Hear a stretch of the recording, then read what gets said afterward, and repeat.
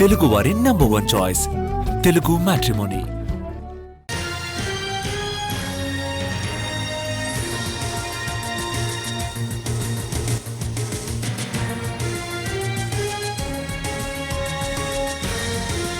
మోందా తుఫాను ఏపీ వైపుకు దూసుకొస్తోంది. ఆగ్నేయ బంగాళాఖాతంలో కేంద్రీకృతమైన తీవ్ర అల్పపీడనం నేడు వాయుగుండంగా మారనుంది. రేపటికి తీవ్ర వాయుగుండంగా బలపడుతుందని వాతావరణ శాఖ తెలిపింది. ఎల్లుండికి తుఫానుగా మారే అవకాశం ఉందని అంచనా వేస్తోంది. ఆ తుఫాను ప్రభావంతో నేడు కోనసీమ, కృష్ణా, బాపట్ల జిల్లాల్లో మోస్తరు నుంచి భారీ వర్షాలు పడనున్నాయి. అలాగే ప్రకాశం, నెల్లూరు, తిరుపతిలో కూడా భారీ వర్షాలు కురుస్తాయని తెలిపారు. మిగిలిన జిల్లాల్లో కొన్ని చోట్ల తేలికపాటి నుంచి మోస్తరు వర్షాలు కురనున్నాయి.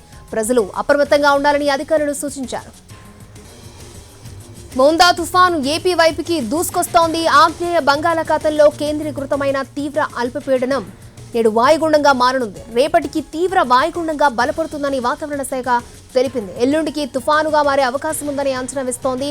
ఆ తుఫాను ప్రభావంతో నేడు కోనసీమ, కృష్ణా, బాపట్ల జిల్లాల్లో మోస్తరు నుంచి భారీ వర్షాలు పడనున్నాయి.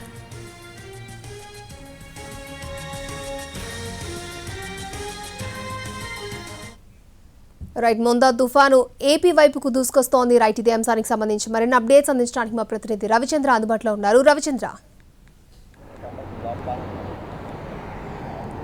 ఆగ్నేయ బంగాళాఖాతంలో కొనసాగుతున్న తీవ్ర అల్పపీడనం మరికొద్ది గంటల్లోనే వాయుగుండంగాను తర్వాత తీవ్ర వాయుగుండంగాను మారి తుఫానుగా పరివర్తన చెందుతుందని విశాఖ తుఫాను హెచ్చరికల కేంద్రం చెబుతోంది. దీనికి ప్రధాన తుఫానుగా నామకరణం చేశారు. థాయిలాండ్ సూచించిన ఈ తుఫాను తీవ్రత పైన ఇప్పటి వరకు వాతావరణ శాఖ అనేక అంచనాలను వేస్తోంది. ఇది తీరానికి సమీపించిన తర్వాత మరింత బలోపేతమయ్యే అవకాశం కనిపిస్తోంది. తీవ్ర వాయుగుండం తుఫానుగా మారే సమయంలో గాలుల తీవ్రతతో పాటుగా దాని తుఫాను తీవ్రత కూడా మరింత పెరిగే అవకాశం ఉంది.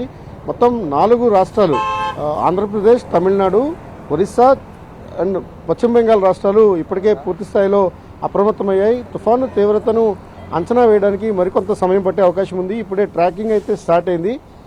వాయుగుండం తీవ్ర వాయుగుండంగా మారిన తర్వాత ఆంధ్రప్రదేశ్పై దీని తీవ్రత ఏ మేరకు ఉంటుందనేది స్పష్టంగా తెలియబోతోంది. ఇప్పటికున్న అంచనాల ప్రకారం, అంటే వివిధ మోడల్స్ చూపిస్తున్న అంచనాల ప్రకారం నెల్లూరు నుంచి కాకినాడ మధ్యలో అది ల్యాండ్ఫాల్ అయ్యే సూచనలు స్పష్టంగా కనిపిస్తున్నాయి. తీరానికి సమీపించే కొద్దీ దాని తీవ్రతను ఆధారంగా ఈ మార్పులు చోటు చేసుకునే అవకాశం ఉంది. అయితే దానికి ఇంకొక 2 రోజుల సమయం ఉంది కాబట్టి అంచనా వేయడానికి మరింత ఆస్కారం ఉంటుంది. దగ్గరకు వచ్చిన తర్వాత దీని తీవ్రతను అంచనా వేయగలుగుతామని కూడా వాతావరణ నిపుణులు చెప్తున్నారు. వివిధ మోడల్స్ను ఆధారంగా చూసుకున్నప్పుడు ఇది ఖచ్చితంగా తీవ్ర తుఫానుగా మారే అవకాశం ఉంది. తీవ్ర తుఫానుగానే తీరాన్ని దాటే ఛాన్సెస్ కూడా కనిపిస్తున్న తరుణంలో దక్షిణ కోస్తా మీద అత్యధిక ప్రభావం చూపించబోతోంది. మచిలీపట్నం, కాకినాడ మధ్య దీని తీవ్రత మరింత ఎక్కువగా ఉండే ఆస్కారం ఉందని ఒక మోడల్ మనకు చూపిస్తోంది. ఓవరాల్గా ఈ తుఫాను తీవ్రతను అంచనా వేయడంలో డిజాస్టర్ మేనేజ్మెంట్ ఎప్పటికప్పుడు అప్రమత్తత పాటిస్తోంది. ఇప్పటికే ఆ జిల్లాల యంత్రాంగాలను పూర్తి స్థాయిలో అప్రమత్తం చేసింది. తుఫాను కారణంగా వచ్చే 5 రోజుల పాటు భారీ నుంచి అతి భారీ వర్షాలు కురవబోతున్నాయి. ప్రకాశం, నెల్లూరు అలాగే దక్షిణ కోస్తా జిల్లాలైన కృష్ణా, గుంటూరుతో పాటుగా ఉభయ గోదావరి జిల్లాలపైన దీని ప్రభావం అత్యధికంగా ఉండబోతోంది. మిగిలిన జిల్లాల్లో మోస్తరు వర్షాలు కురుస్తాయి. భారీ నుంచి అతి భారీ వర్షాలు కురిసే చోట మాత్రం పూర్తిస్థాయి అప్రమత్తత అవసరమవుతుంది. ఇప్పటికే వరితో పాటు ఇతర పంటలన్నీ కూడా కీలకమైన దశలో ఉన్న తరుణంలో ఈ తుఫాను కారణంగా నష్ట తీవ్రత మరింత పెరిగే అవకాశం ఉంది.